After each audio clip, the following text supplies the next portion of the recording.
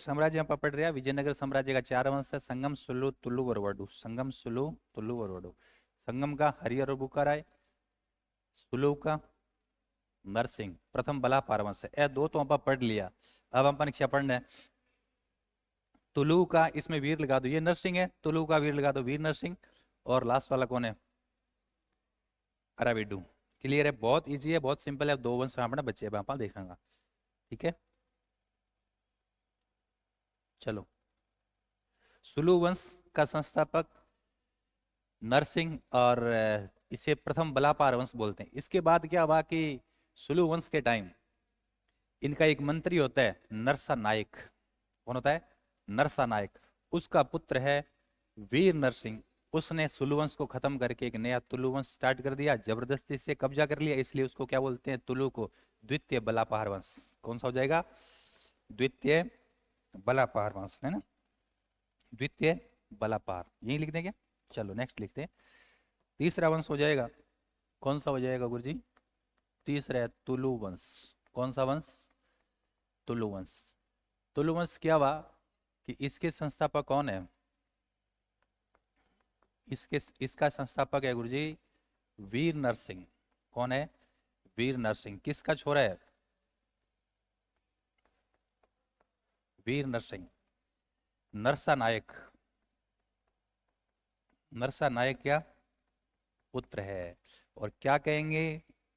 क्या कहेंगे? जबरदस्ती से कब्जा किया, तो ये विजयनगर का कौन सा हो जाएगा? द्वितीय द्वितीय बलापहार, बलापहार वंश। द्वितीय बलापहार वंश याद रह जाएगा।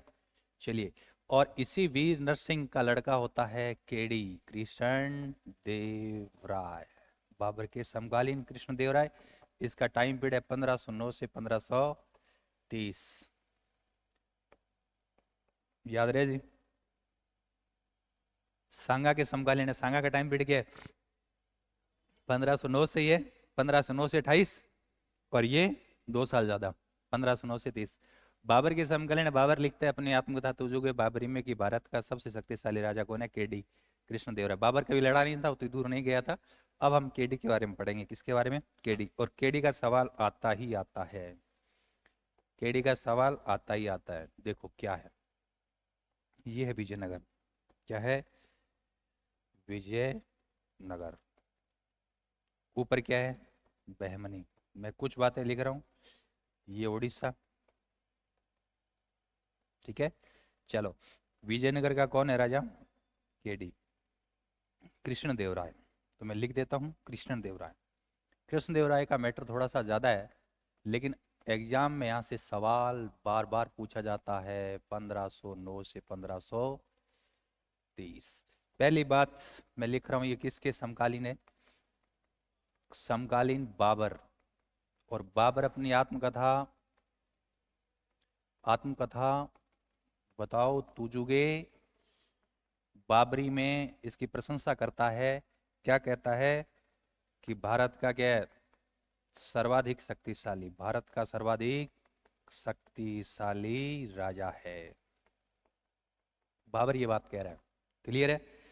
गुरुजी कृष्ण देवराय की उपाधि। कृष्ण देवराय की उपाधियां में से सवाल आता है।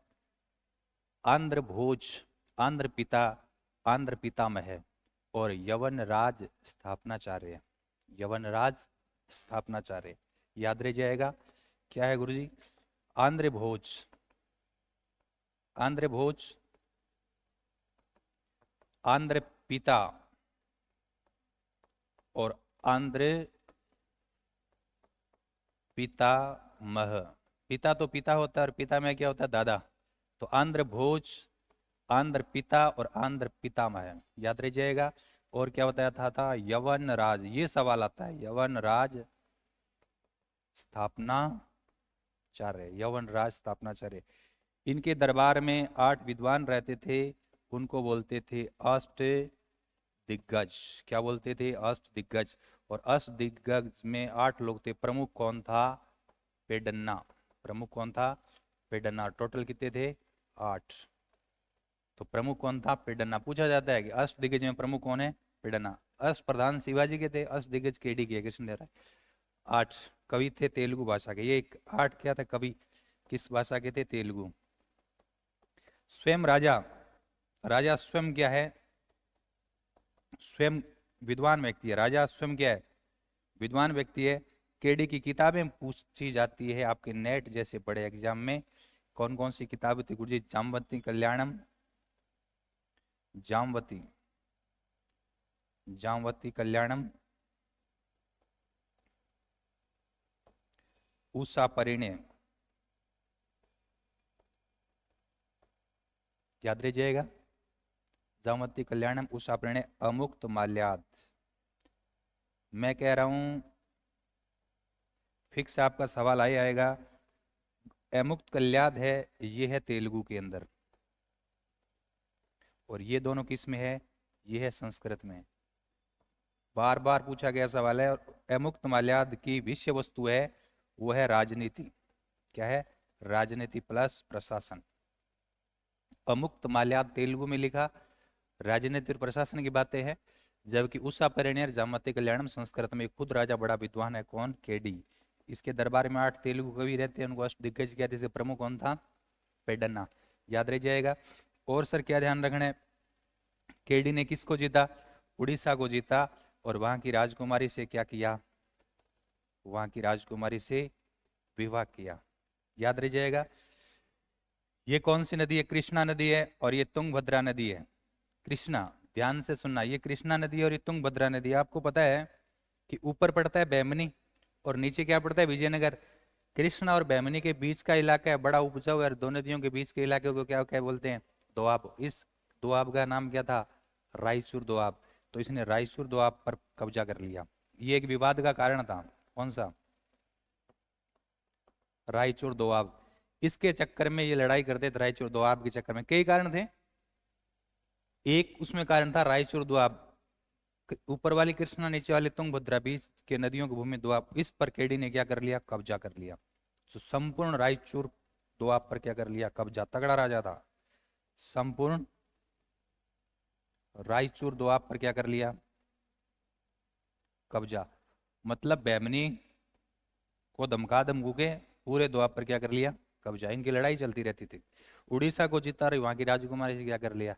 शादी कर लिया। ठीक है, पढ़ा लिखा व्यक्ति है, विद्वान व्यक्ति है। इसकी उपाधियां वगैरह देख ली। बाबर इसकी क्या कर रहा है? प्रशंसा कर रहा है। गुरुजी और क्या ध्यान रखना है? और ध्यान रखना है, इन्होंने अपनी माँ के शहर पर एक नगर बसाया था, नागलपुर। कौन सा नगर बसाया? कौन सा नगर बसाया? नागलपुर। कौन सा? नागलपुर शहर बसाया। इसने मंदिर बनाए। कौन से? हजाराराम। ये हजाराराम, विठल स्वामी, हजाराराम, विठल स्वामी, चिदम्बरम, ये 3 मंदिर याद रख लियो। ठीक है, हजाराराम और विठल स्वामी मंदिर बार बार पूछा, हजारों बार पूछा गया है। नागलपुर अपनी माँ के नाम से शहर बसाया। गुरुजी और के ध्यान रखना, पुर्तगालियों से इनका बढ़िया संबंध था। पुर्तगालियों से क्या थे? संबंध अच्छे थे। क्यों संबंध अच्छे थे? पुर्तगालियों से इनके संबंध क्या थे? अच्छे थे। क्यों अच्छे थे? हैं? पुर्तगाली। विजयनगर का कौन है? केडी। इधर से कौन आते थे? पुर्तगाली। पुर्तगालियों से संबंध इनके अच्छे थे क्योंकि पुर्तगाली इनको घोड़े देते थे। क्या देते थे? अच्छी नस्ल के घोड़े देते थे। पुर्तगालियों से संबंध अच्छे थे। और पुर्तगालियों ने कहा कि हमें किला किला बनाना है। किला। बोले कहाँ बनाओगे? बोले भटकल में। बोले बना लो। मतलब यहाँ किला बनाने की परमिशन देता है। और 2 पुर्तगाली आते हैं कृष्णदेवराय के दरबार में। 2 पुर्तगाली यात्री बीड़ी पीते हुए आते हैं। बीडी, बारबोसा और डी से डिमिंगो पायस। डिमिंगो पायस के पिंता हुआ बीडी, बीडी। ठीक है, तो पुर्तगालियों से संबंध इनके क्या थे? अच्छे। कारण, कारण क्या? वो घोड़ों की क्या करते थे? आपूर्ति। घोड़ों की क्या करते थे? आपूर्ति। और पुर्तगाली यात्री, यात्री आए, 2 यात्री आए, याद रखो। बी डी, बीडी पिंता आया। एक को बी से क्या हो जाएगा? Barbosa, Barbosa. और डी से क्या हो जाएगा? डिमिंगो पायस, डिमिंगो पायस, डिमिंगो पायस। तो डिमिंगो पायस आया और बारबोसा आया। बीडी याद रह जाएगा ना गुरुजी। और पुर्तगालियों को क्या परमिशन दिया? भटकल में दुर्ग बनाने की क्या दे दी? अनुमति। बताओ, याद रह जाएगा? कोई दिक्कत? वापस आओ। केडी के बारे में क्या ध्यान रखना है? बाबर प्रशंसा करता है तुझको, बाबर भारत का सर्वाधिक शक्तिशाली राजा बताता है बाबर। और उपाधि आंध्र भोज, आंध्र पिता मैं यौनराज स्थापनाचार्य। इनके दरबार में तेलुगु भाषागाट कवि रहते थे जिनको दिग्गज कहते थे। प्रमुख कौन है? पेड्डन्ना। ये खुद बड़ा विद्वान था जिन्होंने अमुक माल्याद राजनीतिक और प्रशासन की बुक लिखी। 2 संस्कृत में लिखी है, जामवंती कल्याण उस समय पढ़ने बहुत बहुत इंपॉर्टेंट है भाई ये। बिंग बाद में इन्होंने उड़ीसा को जीता और क्या कर लिया? उसकी छोरी से शादी कर लिया, राजकुमारी से। संपूर्ण रायचूर दोआब पर कब्जा कर लिया, बहमनी को कमजोर कर दिया। और क्या ध्यान रखनी है? और ये ध्यान रखना है, नगर बसाया अपनी माँ के नाम से, नगर बसाया नागलपुर शहर, नागलपुर शहर बसाया है। मंदिर बनवाए कौन से? मंदिर बनाए कौन कौन से? बताओ, हजारा राम, विठल स्वामी और चिदम्बरम। पुर्तगालियों से संबंध अच्छे थे क्योंकि वो घोड़ों की आपूर्ति करते थे। इनको घोड़ों की जरूरत थी ना सेना में। 2 यात्री आए थे, बीडी बारबोसा और डिमिंगो पायस। और भटकल में पुर्तगालियों को दुर्ग बनाने की इसने क्या दे दी? परमिशन। इसका समय तेलुगु साहित्य का क्लासिकल युग कहलाता है, क्लासिकल युग। और इसका समय बहमनी साम्राज्य का स्वर्णिम काल कहलाता है। तो तेलुगु साहित्य का क्लासिकल युग, तेलुगु साहित्य का इसका समय क्या कहलाता है? क्लासिकल युग। तेलुगु साहित्य का क्लासिकल युग। और इसका समय क्या कहलाता है? स्वर्णिम काल। इसका समय क्या है? स्वर्णिम काल। गुरुजी और के याद रखना है? और याद रखना है, इन्होंने विवाह पर टैक्स लगता था। विवाह पर क्या लगता था? टैक्स। इसने विवाह से टैक्स हटा दिया। प्रशासन ने बहुत सारे सुधार किए। गणिकाओं पर इसने टैक्स लगाया था, सोनम। गणिकाओं पर कौन सा टैक्स लगाया? सोनम। और कृष्णदेवराय के समय वहां सैनिकों में एक नया फैशन चल गया था, पैर में वो कड़ो पैर का चाल था। लड़कियां आजकल पहने रखती है ना, बताया था ना, कड़ो धागो रखा है, वह कड़ो पहनता। और जो को सैनिक थोड़ा उन तो नहीं खतरनाक खतरनाक काम कर रहे तो बिन बुक पैर में कड़ो पहन के चाल तो बिन बोलता गंड पेंदर। क्या बोलते थे? गंड पेंदर। ठीक है। तो एक इन्होंने विवाह कर समाप्त कर दिया। विवाह कर क्या कर दिए? समाप्त। गणिकाओं पर टैक्स लगता था। गणिकाओं पर कौन सा कर? सोनम। ठीक है। और पैर में कड़ा, वो सैनिक पैर में क्या पहनते थे? सैनिक क्या करते थे? पैर में क्या पड़ते? कड़ा। उसको क्या बोलते थे? गंडपेंद्र। ठीक है, याद रहे जी। अब बात अपने ध्यान रखनी है। और कृष्ण देव राय 1523 में चले जाते हैं। कृष्ण देव राय जाने के बाद कौन आए? अच्युत देव राय। अच्युत देव राय। अच्युत देव राय में क्या ध्यान रखना है? इसके टाइम पुर्तगाल का नाविक आया था, नूनीज। नूनीज, पुर्तगाली यात्री नूनीज आया। ध्यान रखना, विजयनगर में यही सवाल पूछे था। अच्युत देव राय के बारे में पुर्तगाल से 3 आए थे, बीडी, बारबोसा, डिमिंगो पाइस। तो किसके टाइम आए थे? किसके समय? कृष्ण देव राय के समय, नूनीज, अच्युत देव राय के समय। और बताओ? अब्दुल रजाक फारस का देवराय सेकंड के टाइम। और निकोलो कॉन्टी इटली का देवराय फर्स्ट के टाइम। माहुआन चाइना का मल्लिकार्जुन के टाइम। और इबन बतूता हरिहर के टाइम। क्या बात है, बहुत बढ़िया। उसके बाद देखो, अच्युत देव राय के बारे में बात सदाशिव राय। सदाशिव राय, सदाशिव राय जो राजा हो, बिंगो मंत्री हो, राम राय, वो बड़ा क्या था? पावर में था। सदाशिव राजा के टाइम उसकी समस्त शक्तियों का उपभोग कौन करता था? समस्त शक्तियों का यूज कौन करता था? उसका मंत्री करता था कौन? राम राय। अब हो गया गड़बड़।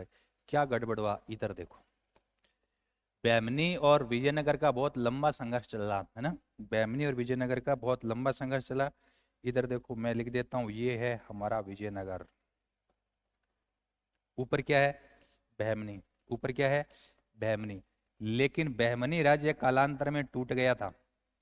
कितने भागों में बंट गया था? 5 भाग। क्या नाम है? अहमदनगर। अहमदनगर, बीदर, मैं लिख रहा हूं, 1 2, बरार 3, गोलकुंडा, कितना हो गया 4, और कौन सा बच गया, अहमदनगर 1, बीजापुर 5। बैमनी कितने भागों में बट गया, 5 भागों में। अहमदनगर, बीदर, बरार, गोलकुंडा, बीजापुर, ये 5वां। बैमनी कितने भागों में टूट गया, 5 भागों में। ठीक है, विजयनगर ने बैमनी को 5 भागों में तोड़ दिया। लड़ाई करते रहे, लेकिन सबका समय आता है पता है। अब क्या हुआ कि जब यहाँ तुलु वंश का राजा सदाशिव होता है, सारी शक्तियां कौन, राम राय यूज कर रहा होता है। उसके समय की बात है, इतिहास का सबसे खतरनाक युद्ध होता है दक्षिणी भारत के इतिहास में, सबसे खतरनाक युद्ध 23 जनवरी 1565। कौन सा युद्ध है, तालीकोटा का युद्ध, राक्षसी तंगड़ी या बनीहट्टी का युद्ध। उसमें क्या है कि इन विजयनगर ने बैमनी को बहुत मारा था, तो बैमनी को 5 भागों में तोड़ दिया। अब बैमनी सोच रहा है कि हमें बहुत मारा, हम 500 मिलकर मारेंगे किसको, विजयनगर को। लेकिन बरार ने कहा कि भैया मैं तो नहीं मारूं। तो 4 मिल गए थे, कौन, अहमदनगर, बिदर, गोलकुंडा और बीजापुर, चारों ने मिलकर 23 जनवरी को विजय 1565 में विजयनगर पर अटैक कर दिया। इस युद्ध का नाम है तालीकोटा का युद्ध, बनीहट्टी का युद्ध या राक्षस संगड़ी का युद्ध। इन चारों ने, बैमनी 5 टूटा, चारों ने मिलकर इसको मारा विजयनगर को, और विजयनगर को इतना जलाया, मतलब इतना मारा, मारने के बाद पूरे शहर में आग लगा दी। और कहते हैं कि विजयनगर पूरा जल कर क्या हो गया, खत्म हो गया। दुनिया का बहुत सुंदर शहर था ये, सबसे सुंदर शहर था। बहुत से यात्री प्रशंसा करते हैं कि ऐसा शहर हमने सुना ही नहीं है, हमने ये देखा भी है। और ये शहर खत्म हो जाता है, इस तरीके से विजयनगर साम्राज्य का पतन हो जाता है। आज वर्तमान में विजयनगर साम्राज्य के खंडर कर्नाटक के हम्पी नामक जगह पर है, जो यूनेस्को ने 1986 में विश्व विरासत सूची में शामिल कर लिया। याद रह जाएगा, तो याद रखना क्या, सदाशिव के टाइम याद रखना 23 जनवरी 1565। कौन सा युद्ध होता है बताओ, तालीकोटा। यूपीएससी में पूछा जाता है तालीकोटा का युद्ध, बनीहट्टी का युद्ध या राक्षसी तंगड़ी का युद्ध, जिसमें एक तरफ क्या है विजयनगर, एक तरफ क्या है विजयनगर, और दूसरी तरफ बैमनी से टूटे गए 4। पूछा जाता है कौन शामिल नहीं था, ये पूछा जाता है सवाल बहुत बारी, कौन शामिल नहीं था इस राड में, रार शामिल नहीं था, रार, बरार। ठीक है, इधर कौन है, ऐसे याद करो, अहमदनगर, ए से याद करो, ए है मदनगर, बीदर, गोलकुंडा और बीजापुर। कौन शामिल नहीं था, बरार शामिल नहीं था, ये पूछा जाता है। और इनकी क्या हो गई जीत, विजयनगर की क्या हो गई हार। इन्होंने इस युद्ध में विजयनगर को क्या कर दिया, जला दिया, विजयनगर को जलाया। अब बात अपन याद रखनी, बहुत बार पूछा गया कब, 23 जनवरी 1565, तालीकोटा, राक्षस तंगड़ी, बनीहट्टी के युद्ध, विजयनगर को जला दिया। संगम, सुलू, तुलु और लास्ट वंश कौन सा है गुरुजी, अराविडू। कौन सा है, अराविडू। अराविडू में तो एक राजा कौन सा बताया था, तिरुमाल, और एक है श्री रंग थर्ड। ठीक है, ज्यादा इसमें कुछ नहीं है। तिरुमाल है पहला राजा, इसलिए क्या हो जाएगा, संस्थापक है, और श्रीरंग तृतीय क्या है, इसका अंतिम राजा है। हेलो, ओ थारो के उद्योग विजय नगर। 2 वंश के बाद हम तीसरा वंश स्टार्ट करेंगे। वापस देखो, संगम सुलू तो पढ़ लिया, हम तुलु बात करेंगे तीसरा। तुलु वंश में क्या हुआ, तुलु वंश द्वितीय बलापार वंश कहते हैं, क्यों, क्योंकि दूसरा सुलु है, सुलु को प्रथम बलापार कहते हैं। सुलु वंश ने जबरदस्ती संगम वंश को खत्म करके कब्जा कर लिया, तो तुलु ने क्या किया, सुलु पर जबरदस्ती कब्जा कर लिया, क्योंकि नरसा नायक का पुत्र वीर नरसिंह ने सुलु वंश को खत्म कर दिया, है ना। नरसा नायक का पुत्र है जिन्होंने, वीर नरसिंह, जिन्होंने सुलु वंश को खत्म करके कब्जा कर लिया, और इसलिए द्वितीय बलापार वंश कहते हैं। वीर नरसिंह तो संस्थापक हो जाएगा, पहला राजा, इसलिए क्या हो जाएगा तुलु वंश का संस्थापक, इसका लड़का होता है केडी कृष्णदेवराय, जो बहुत शक्तिशाली राजा हुए 1509 से 1530। कृष्णदेवराय बाबर के समकालीन है। बाबर सबसे ताकतवर राजा बताता है भारत का। क्या उपाधि है? आंध्र भोज, आंध्र पिता में यवनराज स्थापनाचार्य। इसके दरबार में 8 तेलुगु के कवि रहते थे, अष्ट दिग्गज, जिसका प्रमुख था पेड्डन्ना।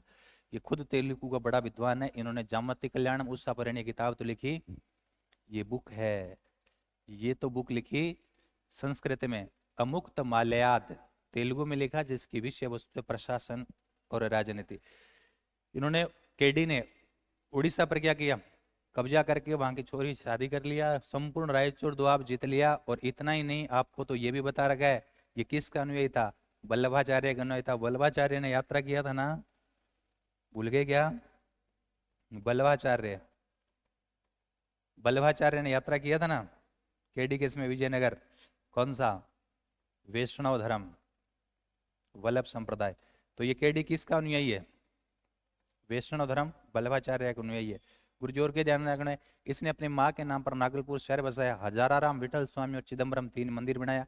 और के ध्यान रखना है, और ध्यान रखना है, पुर्तगालियों से अच्छे संबंध थे, क्योंकि उनको घोड़ा और घोड़ियों की करते थे, आपूर्ति करते थे, अच्छे घोड़े थे उनके पास। 2 पुर्तगाली यात्राएं, बीडी, बी डी, बी से बारबोसा, डेमोंगो 22। पुर्तगालियों को भटकल में किला बनाने की इन्होंने क्या दे दी? अनुमति। सर और क्या ध्यान रखना है? तेलुगु साहित्य का क्या कहलाता है? क्लासिकल युग। और इसका समय विजयनगर साम्राज्य का स्वर्णिम काल। विवाह से कर समाप्त कर दिया, लेकिन गणिकाओं पर टैक्स लगाया, कौन सा? सोनम। बोले तुम्हारी इनकम क्या होती है? ज्यादा, इसलिए राज्य के प्रति केंद्र। और सैनिक पैर में क्या पहनते थे? कड़ा। क्या बोलते थे? गढ़ पेंदर। ठीक है। इसके बाद कौन है?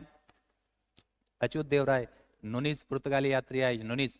और लास्ट सदाशिव, सदाशिव का के टाइम मंत्री राम राय के हाथों में शासन की बागडोर थी।